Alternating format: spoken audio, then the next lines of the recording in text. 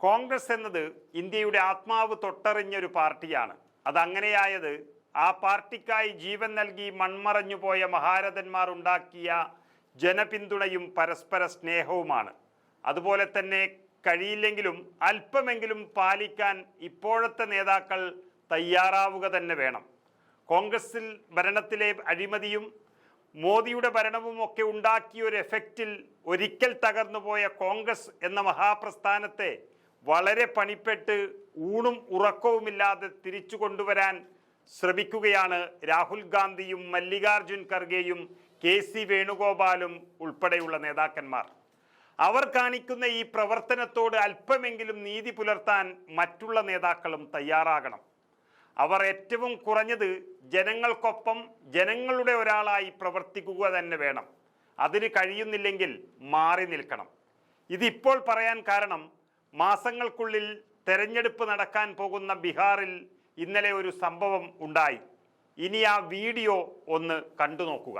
Hello दोस्तों, आपने नेता तो बहुत देखा होगा, लेकिन कटिहार के सांसद महोदय तारिक अनवर साहब जो अपने क्षेत्र का दौरा, गंगा कटाव का दौरा करने के लिए कटिहार के धुरियाई पंचायत के शिवनगरी सोनाखाल इलाके में कितना कष्ट से आए हुए हैं, आप देख सकते हैं।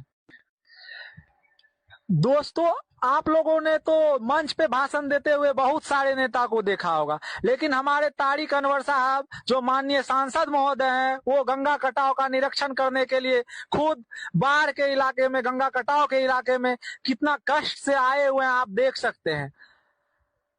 यहाँ के जनता को आश्वासन उन्होंने दिया है। हमारे सांसद महोदय ने ये साबित किया है, माननीय सांसद महोदय ने ये साबित किया है कि वो अपने इस जनता के इस दुख के घड़ी में वो उनके साथ हैं और उनसे जो हो पाएगा वो करने के लिए कोई कसर बाकी नहीं छोड़ेंगे। आप देख सकते हैं। അതായത് മണ്ഡലത്തിൽ ഉണ്ടായ ഒരു പ്രളയബാധിത പ്രദേശം സന്ദർശിക്കാനെത്തിയ കോൺഗ്രസിന്റെ എം.പി. താരിഖ് അൻവർ ചെളിയിൽ ചവിട്ടാനുള്ള മടി കാരണം പാവങ്ങളുടെ തലയിൽ കയറിയിരുന്ന് യാത്ര ചെയ്യുകയാണ്. ബീഹാറിൽ ഗ്രാമവാസികളുടെ തോളിലേറി കോൺഗ്രസ് എം.പി. താരിഖ് അൻവർ യാത്ര ചെയ്തത് ബി.ജെ.പി. ഇന്ന് ആഘോഷിക്കുകയാണ്. അതായത് ബീഹാറിലെ കത്തിഹാറിൽ നിന്നുള്ള പാർലമെന്റ് അംഗമായ താരിഖ് അൻവർ അദ്ദേഹത്തിൻ്റെ മണ്ഡലത്തിൽ തന്നെ ഉണ്ടായ പ്രളയക്കെടുതി വിലയിരുത്തുന്നതിനും ദുരിതബാധിതരെ കാണുന്നതിനുമായിട്ടാണ് ആ മണ്ഡലത്തിലെത്തിയത്. അവിടെ നിന്നുകൊണ്ട് തന്നെ ആ മഹാദുരന്തത്തെ കൈകാര്യം ചെയ്യുകയും നാടിനെ പൂർവ്വസ്ഥിതിയിൽ എത്തിക്കാനുമൊക്കെ മുന്നിൽ നിൽക്കേണ്ടുന്ന ഒരാളാണ് അവിടുത്തെ എം.പി. ദേശാടന പക്ഷിയെപ്പോലെ മണ്ഡലത്തിൽ വന്ന് ആ എം.പിയെ വെള്ളക്കെട്ടുള്ള വയലിലൂടെ ചുമന്നുകൊണ്ട് സഞ്ചരിക്കുന്ന ഗ്രാമവാസികളുടെ ചിത്രങ്ങളും വീഡിയോകളും ഇപ്പോൾ സമൂഹ മാധ്യമങ്ങളിൽ വൈറലായിരിക്കുകയാണ്. പ്രളയബാധിത പ്രദേശങ്ങളിൽ പോലും കോൺഗ്രസ് അവിടുത്തെ പ്രതിനിധിക്ക് VVIP പ്രോട്ടോകോൾ വേണമെന്നാണ് ബി.ജെ.പി. പരിഹസിച്ചിരിക്കുന്നത്.